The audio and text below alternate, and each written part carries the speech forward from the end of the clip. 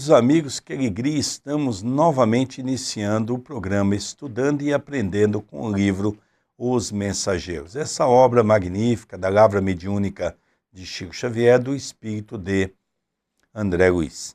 Na semana passada nós estudamos um capítulo muito legal, que foi um capítulo na qual André é convidado ali na casa de Isabel, naquele trabalho mediúnico, de atender os espíritos. Era um trabalho onde tinha os encarnados, que estavam sendo atendidos com o evangelho e com o passe, e também foram trazidos muitos doentes. Não era um espírito de problemas obsessivos, eram espíritos doentes mesmo, que desencarnaram com pensamento negativo, com doença e ainda permanecem doentes no mundo espiritual. Foi dado 6 pessoas para André Luiz cuidar. A primeira que ele vai aplicar o passe, ele lembra de Narcisa. Ao colocar as mãos, ele pede à irmã para elevar o padrão vibratório, e a irmã consegue. Os seus olhos que estavam cegos passaram a enxergar. E André começou a ficar um pouco vaidoso, Aniceta encostou ao seu lado, explicou que era um trabalho do Cristo, que era um trabalho de Deus, e que nós deveríamos então entender que nós somos apenas intermediários desse trabalho. Depois, André Luiz agradeceu e tratou mais 5 pessoas. Uma pessoa que teve um câncer facial, depois mais 2 pessoas com tuberculose, teve um outro que tinha já na região do estômago, na região um tumor maligno, e depois ele teve um outro rapaz que teve um choque operatório. Então, essas 5 pessoas ficaram indiferentes. Depois André Luiz percebeu que não depende só de nós, que depende também principalmente da pessoa, aí vindo compreender aquilo que Jesus diz, a tua fé te curou. Esse é um pequeno resumo do capítulo da semana passada, e agora nós vamos entrar no capítulo dessa semana, que é um capítulo muito interessante que fala a mente enferma. Mas antes disso, André, tudo bem com você? Tudo bem, querido Sérgio, que Jesus nos abençoe em mais este programa. Abençoe também a cada telespectador que vem nos acompanhando, que vem compartilhando o programa em suas redes sociais, que vem comentando aqui no vídeo no YouTube, deixando o seu like, se inscrevendo no canal do YouTube da TV A Caminho da Luz. É a você que toda semana nós gravamos para levar uma mensagem, um estudo sério à luz do Espiritismo cristão. Vamos acompanhar então o capítulo 45, Mente Enferma. Diz André Luiz: observando e trabalhando sempre, Aniceto considerou: aqui não comparecem apenas os desencarnados enfermos. Reparem os encarnados, igualmente, entre o nosso círculo e a assembleia dos irmãos corporificados, a percentagem de trabalhadores em relação ao número de doentes e necessitados é quase a mesma. Designando um cavalheiro aprumado e bem posto, que se mantinha em palestra com o senhor Bentes, doutrinador naquele grupo, acrescentou: vejam este amigo rodeado de sombra, em conversação com o colaborador de nossa irmã Isabel. Ouçam-lhe a palavra e depois ajuizem. Com efeito, o cavalheiro indicado rodeava-se de pequenas nuvens, mormente ao longo do cérebro. Fixando nele a atenção, eu o ouvia distintamente. Há muito, asseverava com ênfase: frequento as reuniões espiritistas, à procura de alguma coisa que me satisfaça. No entanto, e sorriu irônico: ou a minha infelicidade é maior que a dos outros, ou estamos diante de mistificação mundial. Atento à respeitosa atitude do orientador encarnado, prosseguia orgulhoso: tenho estudado muitíssimo, não me furtando ao crivo da razão rigorosa. Já devorei extensa literatura relativa à sobrevivência humana. E, todavia, nunca obtive uma prova. O Espiritismo está cheio de teses sedutoras, mas o terreno se mostra cheio de dúvidas. A obra de Kardec, inegavelmente, representa extraordinária afirmação filosófica. Entretanto, encontramos com Richer um acervo de perspectivas novas. A metapsíquica corrigiu muitos voos da imaginação, trazendo à análise pública observações mais profundas sobre os desconhecidos poderes do homem. No exame dessas verdades científicas, o mediunismo foi reduzido em suas proporções. Precisamos de um movimento de racionalização, ajustando os fenômenos a critério adequado. Todavia, meu caro Bentes, vivemos em paisagens de mistificações sutis, distantes das demonstrações exatas. Às vezes nós temos a ideologia de que os espíritos que se comunicam numa casa espírita, todos eles são obsessores. Aqui nós estamos nos deparando com um irmão que tem um conhecimento tanto da doutrina espírita quanto da metempsíquica, que vem estudar um pouquinho a vida humana. Mas só que o seu orgulho não o permite que ele compreenda determinadas lacunas que aos seus olhos é incompatível, aos seus olhos é errôneo, aos seus olhos foge da razão.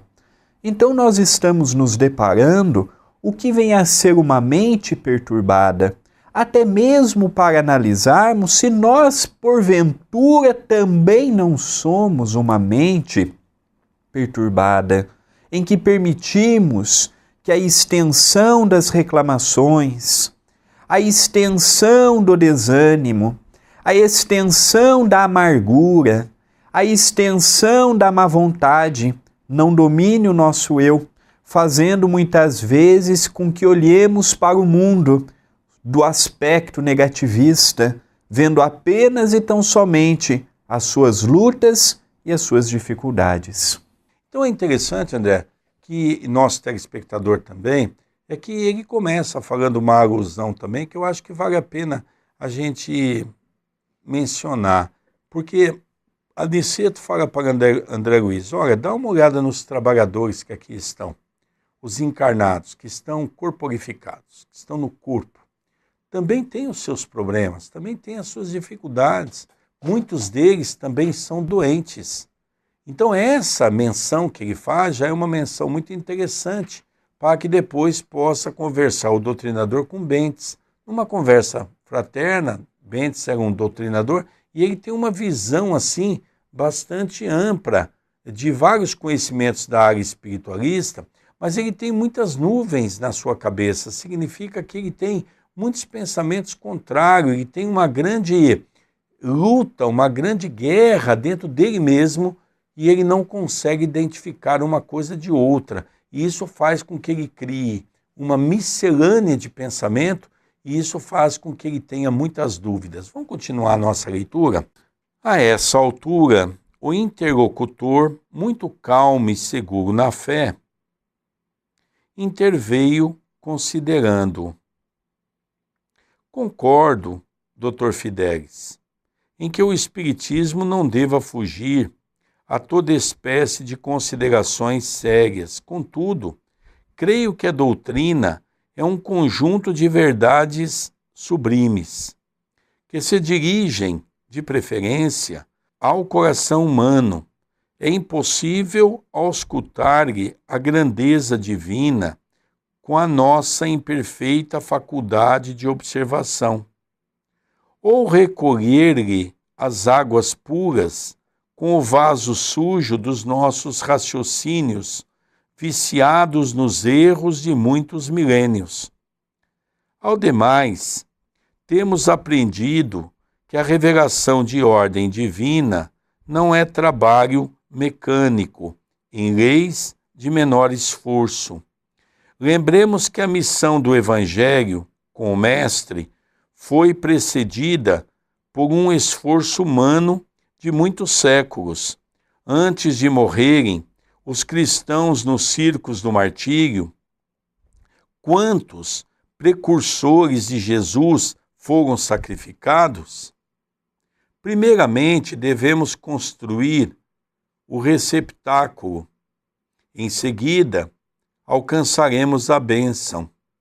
A Bíblia, sagrado livro dos cristãos, é o encontro da experiência humana, cheia de suor e lágrimas, consubstanciada no Velho Testamento, com a resposta celestial, sublime e pura, no Evangelho de Nosso Senhor. Aqui nós vemos Bentes, ao conversar com o Dr. Fidelis com muito respeito, mas mostrando para o Dr. Fidelis que o que ele estava apresentando não era culpa do Espiritismo, e sim das nossas imperfeições ao interpretarmos os ensinamentos deixados por Allan Kardec e os seus naturais continuadores, como nós temos até nos dias de hoje.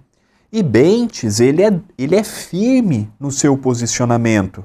Ele mostra para não apenas Dr. Fidelis, mas para nós também, a responsabilidade que nos campeia os nossos corações.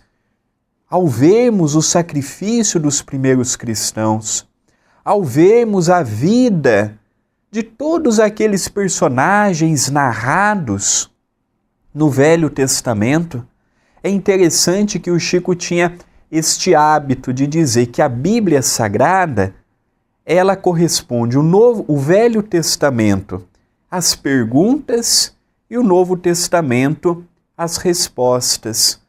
Então nós vemos hoje que a vida em si, ela modificou em muito.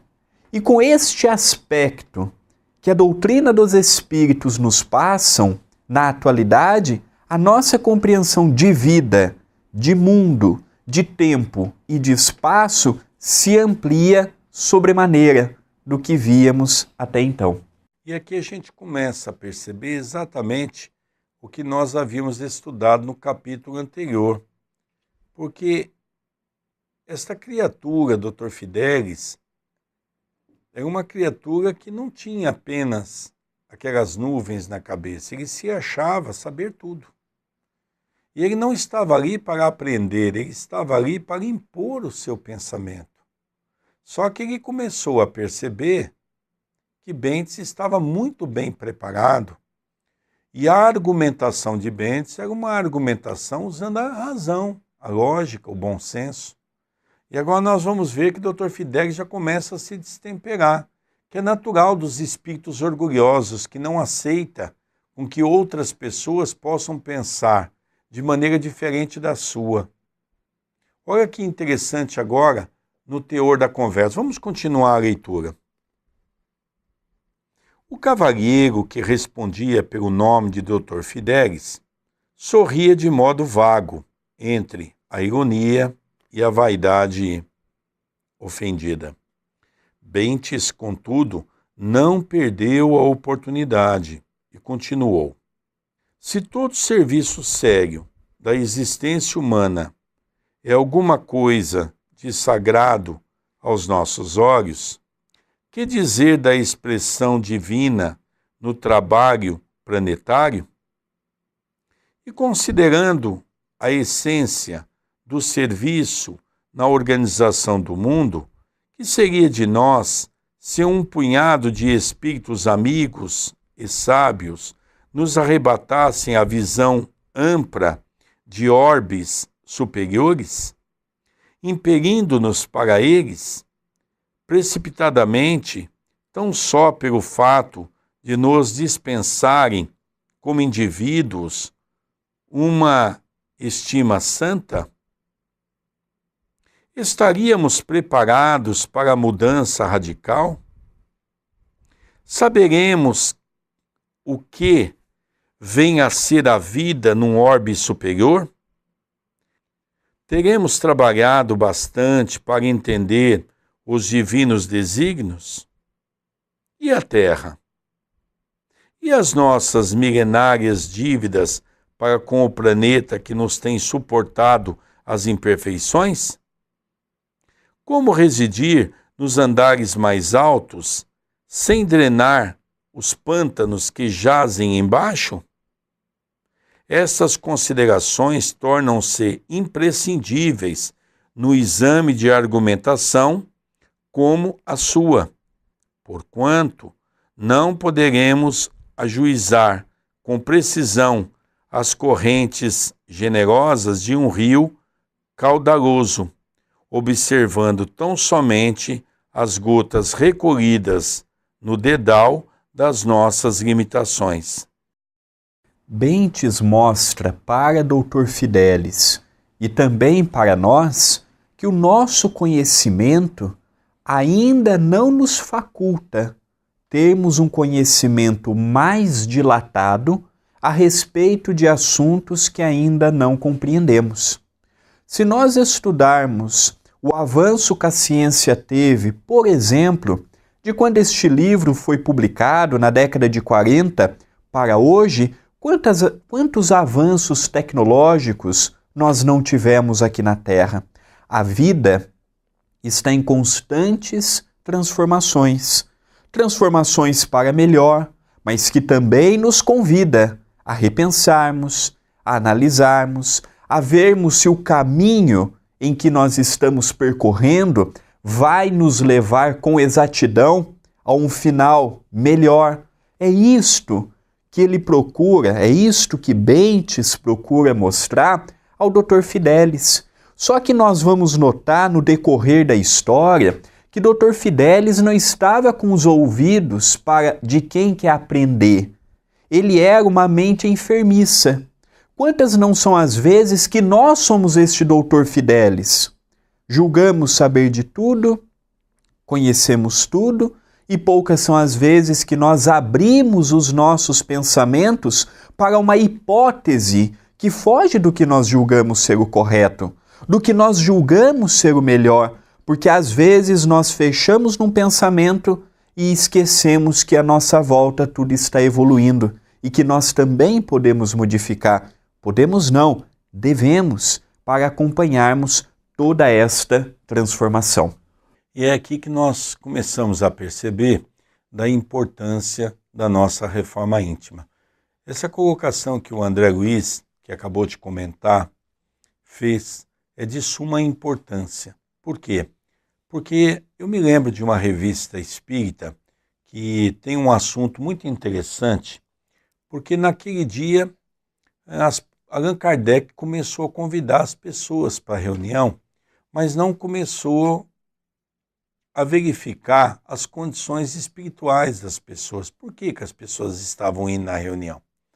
E o espírito de São Luís, numa determinada reunião, ele então se fez afastado do grupo. E ali permitiu que alguns espíritos brincalhões pudessem se manifestar. Kardec era um homem muito sério e percebeu que as comunicações não estavam corretas. E ali houve um grande problema. No final saíram todos descontentes, mensagens desconexas. Enfim, na verdade a reunião foi comandada pelos espíritos inferiores. Na semana seguinte, Kardec ficou muito preocupado com isso e invocou, como ele fazia sempre, em nome de Deus, a presença do espírito de São Luís. São Luís se apresentou, que era o mentor espiritual do grupo, e ele perguntou: Kardec, você esteve aqui a semana passada? Sim, estive. Mas o que aconteceu? Porque as mensagens não eram de cunho espiritual elevado. Ele disse: pois é, nós estávamos aqui, mas infelizmente o pensamento de muitos daqueles que aqui estão fez com que os espíritos inferiores pudessem se comunicar. E Kardec pergunta a ele: mas você não poderia ter intervido? E ele dá um grande ensinamento para Kardec. E ele diz, é mais fácil vocês separarem as pessoas que aqui vêm. Precisa ter critério. Você não está percebendo, Kardec, que a maior parte dessas pessoas estão com risadinhas, estão pouco interessados nas comunicações sérias, estão aqui mais para divertimento? Enquanto vocês não separarem os grupos, enquanto as pessoas não tiverem responsabilidade do que aqui está fazendo, nós não temos como agir inteiramente sobre as atividades. E aquilo, então, conta que foi uma grande lição para Kardec e para todos que ali estavam, porque eles perceberam que os curiosos tinham que se afastar para ficar apenas os grupos sérios que queriam aprender. Então isso nos faz lembrar o que o André Luiz acabou de explicar para nós, não é? Tem muitas pessoas que vêm com a ideia preconcebida. Numa outra revista espírita, há uma outra coisa que eu gosto muito. Quando o espírito de São Luís orienta Kardec para que ele pudesse fazer uma orientação no grupo. Então ele devia dizer o seguinte, olha, quando a gente entra daquela porta para dentro, nós temos que mudar a nossa concepção. A doutrina espírita é uma doutrina nova, requer palavras novas e conceitos novos. Portanto, aqui ninguém tem conhecimento do espiritismo, nós estamos formando o arquivo mental. Então, dessa maneira, as pessoas têm que vir com o coração aberto, no sentido de aprender, porque aqui é todos os assuntos novos. E aquilo foi muito interessante para o meu aprendizado, porque realmente a gente vai percebendo que as pessoas têm essa mania de achar que sabe tudo, de que já conhece tudo.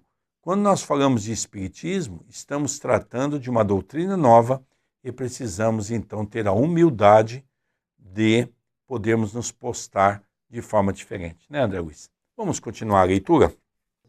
O pesquisador renitente acentuou a expressão irônica do rosto e revidou. Você fala como homem de fé, esquecendo que meu esforço se dirige à razão e à ciência.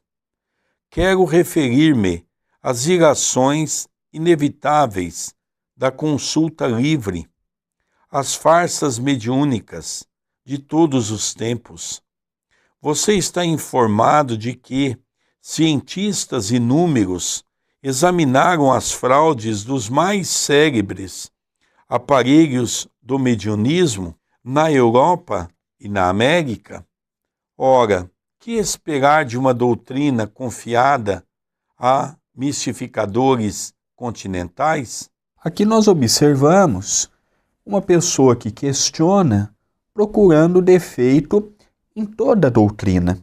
Mas o que mais vai nos surpreender não é esta pergunta, esta colocação, vai ser a resposta que Bentes vai nos dar. Porque a questão de Dr. Fidelis, ao perguntar nos médiuns que foram confiados trazer através das suas mãos, da doação do ectoplasma, a mensagem que compôs todo o século XIX, quando nós passamos a ter um contato maior com a espiritualidade amiga, ao descortinar para todos nós que o mundo espiritual existe e que ele é dividido por dimensões e por subdimensões, este companheiro poderia estar conversando com o próprio Jesus, que o Dr. Fidelis não ia aceitar. Por quê? Porque ele já trazia uma ideia de que ele era portador de um conhecimento e de que Bentes trazia muito aquela fé, trazia muito aquele pensamento enlaçado no Evangelho. Mas aqui nós vamos ver que é perfeitamente possível aliarmos o conhecimento do Cristo à fé raciocinada, à fé que transporta aquelas montanhas em que Jesus nos ensinou quando esteve em nossos meios. É verdade, André. Eu queria pegar apenas essa frase, quando ele diz assim, você fala como homem de fé, esquecendo que meu esforço se dirige à ciência e à razão, ou à razão e à ciência. Eu gostaria de mencionar um pouquinho sobre isso, que é o que nós vemos muito no movimento espírita. Hoje nós vemos no movimento espírita as pessoas querendo tirar a religião. Quantas pessoas afirmam que a doutrina espírita não é religião? Quantas pessoas se postam como esse tal de Dr. Fidelis, dizendo que a doutrina espírita é razão, que a doutrina espírita é ciência, mas que nós não somos religião. Eu gostaria que nós atentássemos à resposta de Bentes, que é um homem muito bem preparado, estudado, uma pessoa que tem a espiritualização. Logicamente, naquele momento, ele estava sendo amparado pelos benfeitores espirituais, para que ele pudesse, então, trazer essa mensagem tão importante para esse nosso irmão. Vamos ver a resposta, então, que ele dá. Bentes respondeu muito sereno e ponderado. Está enganado, meu amigo. Estaríamos laborando em erro grave se colocássemos toda a responsabilidade doutrinária nas organizações mediúnicas. Os médiuns são simples colaboradores do trabalho de espiritualização. Cada um responderá pelo que fez, das possibilidades recebidas, como também nós seremos compelidos às contas necessárias, algum dia. Não poderíamos cometer o absurdo de atribuir a concentração de todas as verdades divinas somente na cabeça de alguns homens, candidatos a novos cultos de adoração. A doutrina, Dr. Fidelis, é uma fonte sublime e pura, inacessível aos pruridos individualistas de qualquer de nós, fonte na qual cada companheiro deve beber a água da renovação própria. Quanto às fraudes mediúnicas a que se refere, é forçoso reconhecer que a pretensa infalibilidade científica tem procurado converter os mais nobres colaboradores dos desencarnados em grandes nervosos ou em simples cobaias de laboratório. Os pesquisadores atualmente batizados como metapsiquistas são estranhos lavradores que enxameiam no campo de serviço sem nada produzirem de fundamentalmente útil. Inclinam-se para a terra, contam os grãos de areia e os vermes invasores, determinam o grau de calor e estudam a longitude, observam as disposições climáticas e anotam as variações atmosféricas, mas, com grande surpresa para os trabalhadores sinceros, desprezam a semente. Então aqui nós observamos Bentes sendo bem claro que não podemos atribuir aos médiuns uma responsabilidade que não os pertence, que a doutrina dos espíritos é muito maior do que apenas e tão somente a mediunidade, e que na atualidade nós não devemos preocupar com os caminhos que ela está tomando, porque ela tem as suas diretrizes naturais. Mas e nós, os seus destinatários? Quais os caminhos que nós estamos percorrendo, permitindo ou não que a mensagem faça parte do nosso dia a dia? É interessante como que as pessoas, e aqui eu gosto muito dessa colocação de André Luiz, como nós somos doentes da mente. Porque essa teimosia nossa, nós chamamos de teimosia. Essa teimosia nossa não deixa de ser uma doença da alma. Porque a teimosia quer dizer que nós somos mais do que os outros, ou que nós sabemos mais do que os outros, incapacitando-se de receber uma mensagem para a nossa renovação. É uma pena. É uma pena. E eu, todos os dias, nas minhas preces, eu converso com o alto. E eu peço ao alto para que me ajude a deixar esse homem velho, esse homem do orgulho, do egoísmo, da vaidade, da intolerância, para poder permitir que eu tenha a figura do homem novo. E como é difícil nós abandonarmos esse homem velho. Então nós vemos que, lógico que Dr. Fidelis não gostou, porque ninguém numa condição doentia da mente gosta de ser chamado a atenção. Nós queremos ilustrar com o nosso conhecimento, mostrar às pessoas que sabemos mais do que os outros. Mas esquecemos que a grande virtude é a humildade. É isso que nos mostra o capítulo de hoje. Vamos ler o restinho para nós fazermos mais um comentário? O interlocutor deixou de sorrir e observou. Vamos ver. Espero a mensagem dos meus com os sinais iniludíveis da sobrevivência após a morte. Aniceto nos tocou de leve e falou: repararam como este homem traz a mente enfermiça? É um dos curiosos doentes encarnados. Tem vasta cultura e, todavia, como traz o sentimento envenenado, tudo quanto lhe cai nos raciocínios participa da geral intoxicação. É pesquisador de superfície, como ocorre a muita gente. Tudo espera dos outros. Examina seu semelhante, mas não ausculta a si mesmo.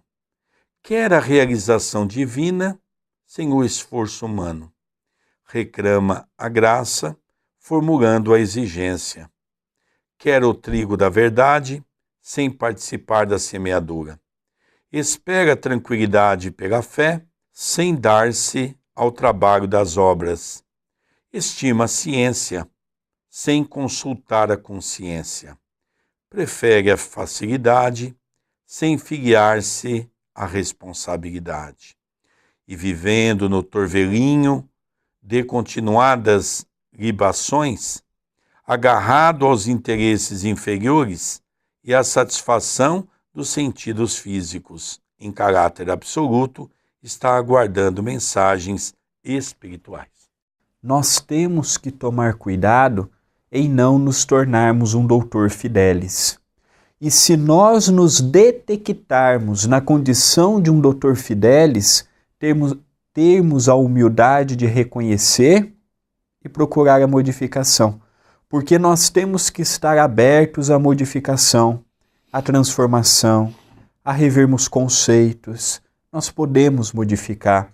Não é porque em determinados posicionamentos nós temos um pré-conceito sobre aquele assunto que o nosso pré-conceito não pode ser reavaliado e transformado.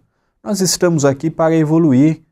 Nós estamos aqui para analisarmos o contexto e não ficarmos presos aos sentimentos e às paixões e pensarmos num bem maior. É interessante, André. Você comentou uma coisa, eu queria fazer aqui uma pequena colocação em cima. Você falou que nós não devemos ser um Dr. Fidelis. Na verdade, eu acho ao contrário. Nós somos um Dr. Fidelis e nós temos que ser diferente. Porque raramente você encontra uma pessoa com uma mansuetude como Chico Xavier. Raramente nós encontramos pessoas que estão predispostas a perguntar: o que eu preciso fazer? Por onde devo começar? É interessante que as pessoas muitas vezes vêm para o movimento espírita já querendo trabalhar. Isso é a figura do Dr. Fidelis. As pessoas não vêm para dizer: não, eu quero começar a estudar. Eu quero estudar e eu quero aprender, porque geralmente a pessoa vem pela dor. Vamos dar continuidade então no resto da leitura para a gente comentar um pouco mais? Estávamos admirados ante as conclusões interessantes do instrutor amigo. Vicente, que se mantinha sob forte impressão, perguntou: afinal de contas, que deseja este homem?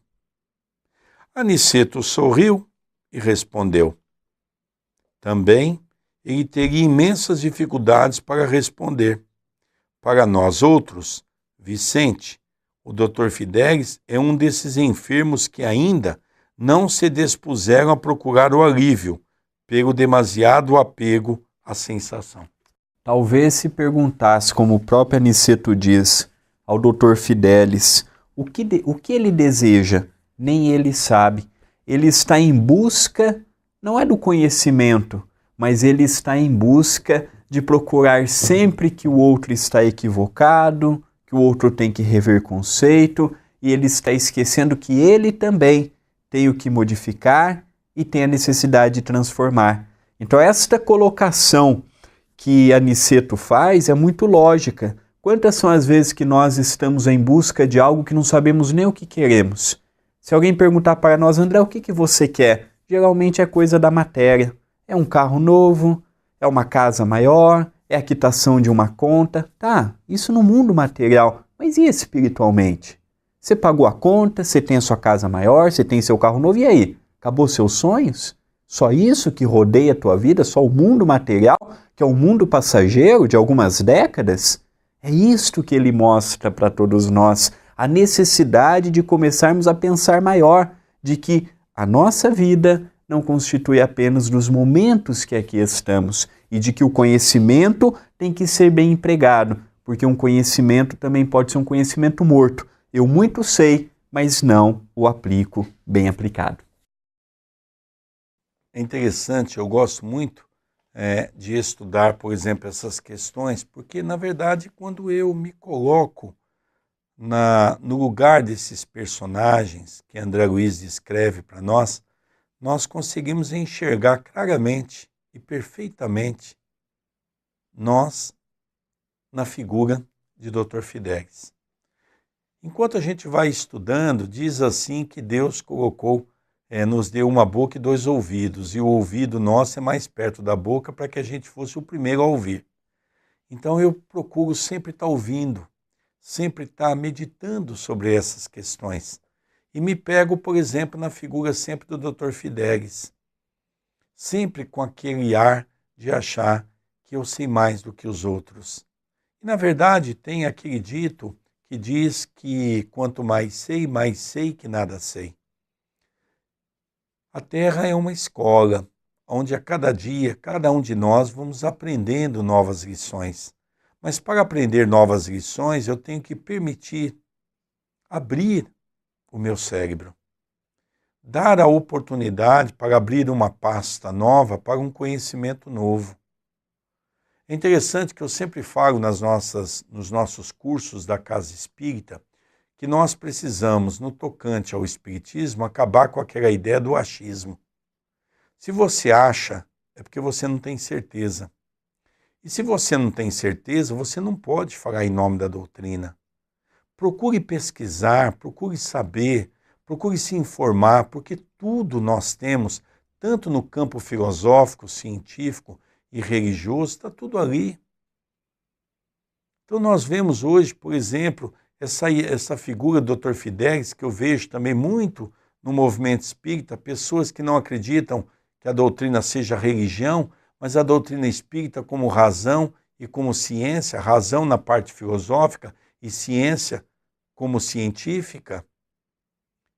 Então nós começamos a perceber, nós precisamos abrir o nosso cérebro e perceber que se eu tirar a religião da doutrina espírita, o que sobra? Quase nada. Porque se eu continuar com a doutrina espírita e tirar a parte moral, eu vou continuar os seres imorais, como é o seu Fidelis, o Dr. Fidelis. E aí eu vou continuar com uma doutrina sempre voltada apenas para o personalismo. É exatamente a religião que dá o grande gancho para a doutrina espírita crescer nos aspectos filosófico e científico, cuidando das questões morais. Então hoje nós tivemos um grande ensinamento nesse capítulo que vem mostrar isso para nós, que vem dar essa visão para todos nós, né, André Luiz? É verdade, nós estamos chegando no término de mais um programa e nós precisamos da sua colaboração para mantermos a TV A Caminho da Luz, o Centro Espírita Perdão, Amor e Caridade no ar. De que modo? Você pode adquirir um livro, um DVD, um CD na nossa loja virtual, loja-acaminhodaluz.com.br. Até o presente momento, nós já lançamos 2 livros, o Momentos de Reflexão à Luz do Espiritismo e O Poder da Liberdade. E eu e o nosso querido Sérgio, junto com outros vários oradores, nós temos palestras em áudio e em vídeo. Você, ao adquirir um CD, um livro, um DVD, você está automaticamente nos ajudando a manter a TV A Caminho da Luz no ar. Então entre no site loja-acaminhodaluz.com.br e nos ajude adquirindo um produto. E você também pode nos enviar um e-mail. Tem sua sugestão? Quer colaborar de outro modo? Tem a sua dúvida? O e-mail do Sérgio Vilar é vilarsergio10@gmail.com e o meu e-mail é vilarandré2@yahoo.com.br. E não se esqueça, todos os domingos às 18 horas, horário de Brasília, realizamos o culto do Evangelho no Lar através da minha fanpage. Procure por André Luiz Querini Vilar. E o Evangelho se realiza com vídeo ao vivo para os amigos em Portugal, em direto, através da nossa linha do tempo. Queridos amigos da TV A Caminho da Luz, é uma alegria e reforço esse convite do André, todo domingo, às 18 horas, o Evangelho no Lar. Você é o meu convidado para estar na minha casa, para unirmos as nossas casas, unirmos o mundo espiritual para podermos orar em benefício do planeta Terra e de nós mesmos. Vamos encerrando o programa estudando e aprendendo com o livro Os Mensageiros. Semana que vem, um novo capítulo para nós esmiuçarmos essa obra fantástica de Chico Xavier através do espírito de André Luiz. Um beijo carinhoso no seu coração e até a semana que vem. Muita paz para todos. Até semana que vem.